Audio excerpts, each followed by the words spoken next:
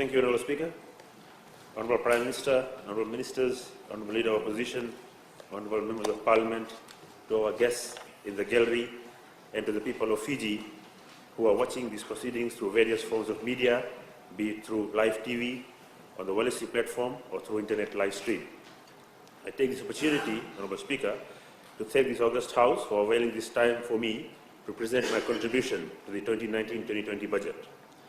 Therefore, I stand before you today in my capacity as the Minister for Lands and Mineral Resources to deliver my speech in the areas I have responsibilities for.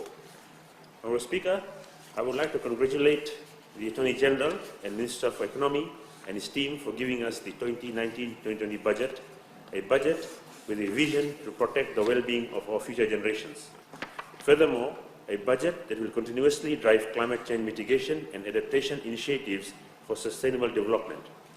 This budget, if it is objectively identified and analyzed, strives to strike the right balance between both economic and environmental sustainability. A budget which addresses all critical aspects of a vibrant, growing and sustainable economy.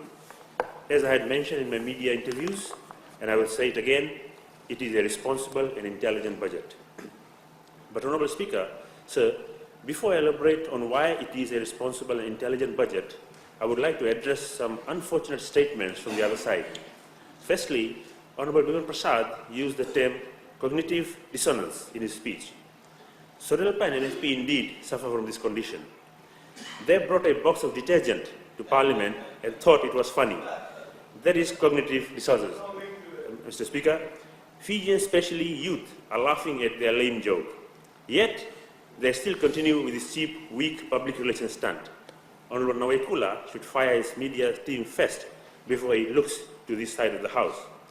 In fact, Honourable Speaker, when I walked into the Parliament yesterday and I saw these packets of washing powder on their desk, I thought I'd walked in a laundry.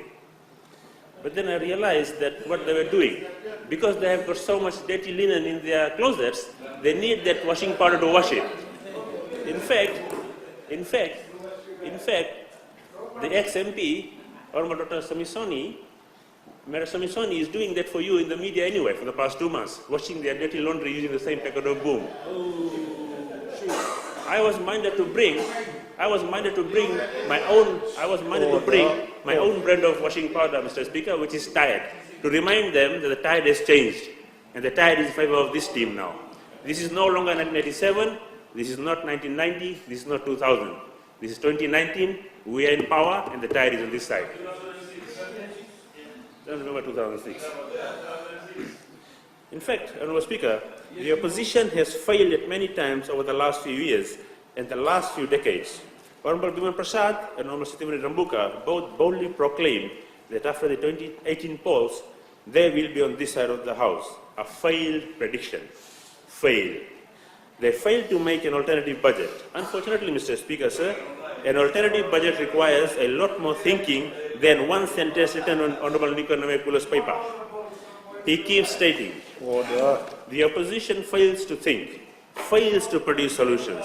The opposition failed to attend the budget workshop which they asked for. Honourable Sitimani Rambuka, of course, is well versed with failures since 1987, and that list will take up the whole day to read. And now they can add up to their list of failures the inability to make a joke that is actually funny. Honourable Speaker, sir, I sincerely wish Honourable Sitimani Rambuka and Honourable Bimal Prasad had spent their penning time developing a counter or alternative budget instead of spending that week coming up with this boom detergent campaign, the boom detergent campaign. They have once again made a mockery of our August Parliament. Honourable Speaker, sir, the people of Fiji are lucky. In fact, the people of Fiji are counting their lucky stars that we are in power. Every smart and patriotic Fijian is now breathing a sigh of relief. Every Fijian is breathing a sigh of relief that this side of the House is in government. Why, Mr. Speaker, sir? Because while they spend their time coming up with weak jokes, we build roads, we build hospitals, and we build jetties. While they laugh at cheap stunts, we are out helping Fijians. This budget is rightly called the Bainimarama boom. The Bainimarama boom made a sound so loud that the opposition was stunned and was unable to understand what is happening around them. The boom made the opposition lose their mind and bring a box of detergent into this Parliament. You should use boom too. In fact, Honourable Speaker, the Honourable Leader of Opposition in his address had mentioned that he is worried about the future of his children, of his grandchildren, and his great-grandchildren. He says that I am a great-grandfather now, Mr. Speaker, and there's nothing in the budget to address his issues. In fact, Mr. Speaker, it is this side of the House, it is this side of the government that is worried about his children, his grandchildren, and his great-grandchildren than anybody else. In fact, we are worried about everybody's children and their great-grandchildren, because we are bringing in policies that doesn't only look after the present generation, it will ensure a bright future for everybody for the coming generations. And if one looks at the type of comments that has been coming around from the other side, one will realize why it is so dangerous to even consider them as an alternative government. Honourable Speaker, Honourable Kurian yesterday in his address had a racial undertone to his speech when he tried to bring in race in the agricultural sector. He tried to state that the government is favouring one agricultural sector, which is sugar, because a lot of more of one ethnic group is dependent on that. A total racial line. Honourable Salote Rondrondro, however, did not leave any stones unturned and did not leave anything to the imagination. She made a direct attack on the government's TELS and topper scholarship programs and said that they favour only one community and it's a disadvantage to the indigenous community. She is trying to bring back, the race-based policies, the race-based scholarship that has plagued this country since independence. It only took the Bainimarama government to bring in fairer system which goes on merit. Merit, Honourable Speaker, we are going by merit. Let me ask her a question. If she goes to the hospital, would she want to be seen with the best doctor who qualified on merit with good grades, or somebody who was given a preference because he came from a particular province or particular race? I know she knows the answer, but she won't say it here. What's the answer? Honourable Speaker, the level of bigotry that has been displayed by the members of the opposition is actually very sickening and it's appalling. Honourable Bulanoda yesterday in his speech has blamed our Honourable Prime Minister for the death of the CRW soldiers. He in his statement has said, how can such a person lead a government who had ordered the killing of the CRW soldiers? I challenge Honourable Bulanoda to make the statement outside this parliament. See the fun. Outside this parliament when he will be subject to court actions. It seems, Honourable Speaker, that Honourable Bulanoda is only worried about the lives and the families of CRW soldiers. What about the soldiers, the loyal RFM soldiers who lost their lives fighting the CRW soldiers? What about the lives of the families of the loyal soldiers of the RFMF? Nobody talks about them. It is a challenge to Honourable Bulanoda. Please, if you have the evidence, come outside of the privilege of this House and make the same statement outside. What is more appalling, Honourable Speaker, that Honourable Andi Kepa, who used to be the Education Minister in one government, made a comment which I found very funny, that the parents should not be buying smartphones for their children. Here, a government is trying to bring the technology to the students, to the classrooms, and she is saying, remove the technology. I hope the young people, the youth and the students are listening to this, and they have listened to her. Here we are trying to bring knowledge to you, bring technology to you, and she's trying to grab it away from you. And in the second breath, in the same line, she says, where are the laptops? So she wants to take the mobile phones and then worried about the laptops. It's total convoluted argument. I don't know who's writing their speeches.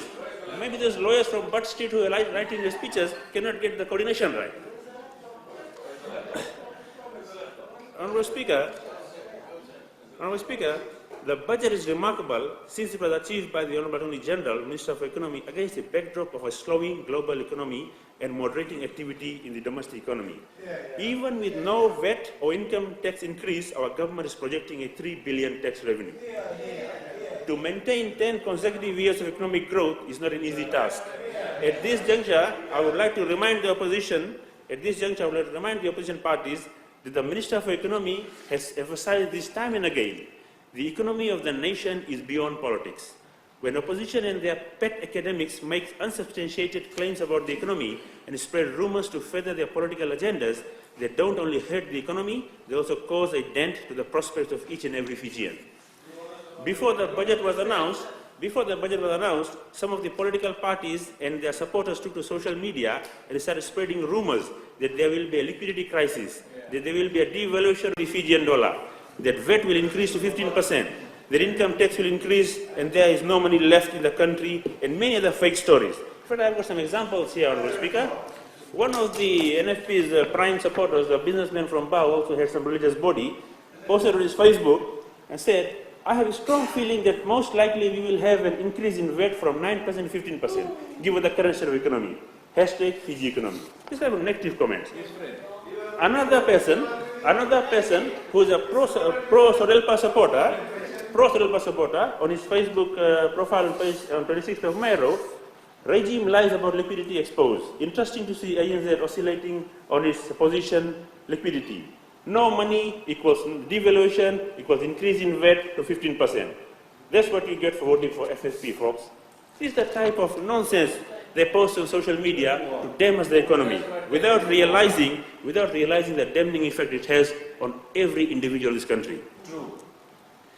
Honourable Speaker, such irresponsible statements by these individuals cause panic among the people, prompting them to make rash decisions, which again damages the economy and hurts the stomachs of our people.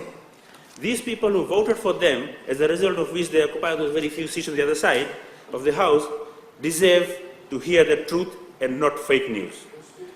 The Fiji Institute of Accountants, in their post-budget press release, has commended the budget as well as a well-thought-out and well-planned budget.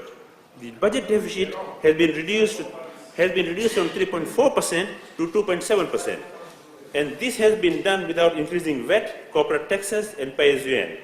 Keeping VAT at reduced rate of 9% and income threshold of 30,000 means ordinary Fijians will once again benefit from a lot of this budget. What they have been saying all along, that this budget has got nothing for the poor people, is actually a myth. This fact alone demonstrates that this budget has got a lot more for the poor people of this country. Businesses will continue to enjoy the low tax rate yet for another year, as there is no increase in company tax rates. In addition, there is now a full 100% tax deduction for employers' FNPF contribution. Furthermore, losses carried forward will be extended to 8 years from the current 4 years, and export income deduction will be reintroduced at 50%. This move should silence those unscrupulous business supporters and financiers of the opposition parties who have been involved in fear-mongering and anti-government rhetoric that this government is anti-business. The ANZ research in its publication Pacific Insight on Fiji budget predicts that a budget surplus is achievable by the middle of the next decade, which will allow the government to further pay down debt and further reduce the debt to GDP ratio. With a growth forecast of 2.7% in the 2019-2020 budget, and the move to focus on fiscal consolidation, the Ministry for Land and Mineral Resources is looking into strengthening policies that address the resilient progress in a changing climate and environment for both local and global markets. ANZ is especially pleased with our government strategy to return to potential surplus over a number of years. This is good news for every sector and for the economy and for the people. Furthermore, in combating the effects of climate change, and as alluded by the Honourable Prime Minister, emphasising that we must remain adherent to our zero-tolerance policy for any development that comes at the overall cost to our natural environment. As an initiative by the Ministry, we are working on finalising the implementation of the river gravel and sand extraction management guideline, which will further enforce upholding of licence conditions and penalise operators who deliberately ignore environment policies. The guideline is based on the following principles: ensure prudent utilisation of natural resources, gravel and sand extraction, in order to derive real value for money, promote efficient and effective management of our natural resources, and effectively monitor gravel and sand extraction through monthly monitoring and awareness. Moreover, the Ministry monitors sand and gravel extraction and is thankful to the budgetary allocation of $130,000 that has been granted for the next financial year. We will work to the best of our ability to minimize illegal activities in sand and gravel extraction. In addition, the Ministry has formulated a debt management policy that will address collection of overdue and current land rentals and inform its lessees of responsibilities outstanding taxes. The Ministry will also target the top defaulters in our list, especially those who make great profits without caring to pay their land rental while breaching the lease conditions. I also caution those who owe us rental arrears to pay up as soon as possible to continue to enjoy their leases. Such payments will contribute to revenue and build a more self-reliant economy and to fund developments that will meet our citizens' needs. The Ministry endeavours to work smarter using the existing network and collaborations with other government ministries in areas which are common targets to us. The Ministry will work to complement other government agencies in areas like groundwater development, digitization of government informative and sustainability development in regards to building a productive climate change resilient Fiji. Honourable Speaker, the Ministry of Lands and Mineral Resources has been allocated a total sum of $29.6 million. This allocation will drive the Ministry to execute its spending with great efficiency and accountability. The level of service rendered by the Ministry will improve, which will be achieved by staff multitasking and skill development. The allocated budget will allow the Ministry to be more productive with potential to earn more revenue for the government. Honourable Speaker, some of the pertinent features of the Ministry's budget are as follows. Groundwater development. The Ministry has been allocated $600,000 for groundwater assessment and development in small islands and $1.5 million allocated for large islands. I would also like to acknowledge the budget allocated to the Ministry in the last financial years for the procurement of multi-rig drills. This will further enable the Ministry to increase the number of boreholes drilled in large and small islands and increase the number of communities and population benefiting from rural groundwater resources. The Ministry will also ensure that the water reticulation process is completed in the process of groundwater development. For the past 2 financial years, a total number of 3,001 people have benefited from this program. This financial year alone, 14 groundwater assessments and investigations have been conducted for small islands, 63 for large islands, 7 groundwater drilling exercises for small islands and 8 for large islands, and 1 reticulation project for smaller islands of 7 of the large islands. Mineral development. The mineral investigations project has been allocated $300,000 to assess potential mineral sites in Fiji. For the past 3 financial years, a total of 9 prospects was assessed. In 2016-2017, the areas assessed were Sawani, Navosa for gold, Korotongo, Navosa, gold and silver, zinc, copper and lead, Somosomo, Nandronga for copper, lead and zinc. In 2017-2018, Nasivi Tavo for gold and silver, Vunimoli Lambasa for gold and copper, Delaini Koro Lambasa, gold and copper, and in 2018-2019, Rawailevu, Navosa for gold and copper, Matei Lombao, Metasiri, gold and copper, and Bar Delta for iron, gold and copper. The Ministry will be able to achieve its target since the target areas for 2019-2020 are all located in the eastern and northeastern part of Vanuatu. Earthquake and tsunami monitoring, disaster management. Honourable Speaker, it is crucial that the government also prioritizes the enhancement of Fiji's seismological network by having the appropriate and updated seismic equipment and upgraded systems with an allocation of $660,000 with the 24/7 earthquake and tsunami monitoring network in full operation. This allocation will allow for timely dissemination of alert messages as public safety is paramount. Most developments around the country exist along the coastline of towns and cities. Likewise, there are many villages along the coastline. Furthermore, all the major business hubs of the country are located along the coast, and their financial investment security should be safeguarded with resilient infrastructure and disaster management strategies. Therefore, it is only prudent that the current observatory at Mineral Resources Department be compatible with the global early warning systems. Land Bank. Honourable Speaker, at the outset, a major setback concerning some of our landowners today is a lack of financial gain from their land. The development of Itokai land under the Land Bank has been allocated $1.5 million to ensure interest of landowners is realized through development of designated land to its highest and best economical value. This allocation under the Land Bank has been utilized to fund development of residential lots at Lengalenga and Yako. 77 lots are prepared in Lengalenga and 25 in Yako. Apart from this, Honourable Speaker, we have developed a land management system of the state land where lease renewals will be processed at a quicker value, quicker time, and raising the value for the leases that we are issuing. In conclusion, Honourable Speaker, with the overall budget allocation to the Ministry, I will ensure that in 2019-2020 financial year, there will be a close collaboration with other ministries and stakeholders whose roles are closely aligned to our core functions. We will therefore strengthen our networks and establish forums to ensure coordination in the implementation of the projects. Once again, Honourable Speaker, I am pleased to support this 2019-2020 budget And I thank the Attorney General and Minister for Economy for this budget. And I once again plead with the opposition members, please do not hurt the economy for your political gains, because that will hurt the stomachs of our people. With that, I hope they use the boom washing powder for better use this time. Thank you, Honourable Speaker.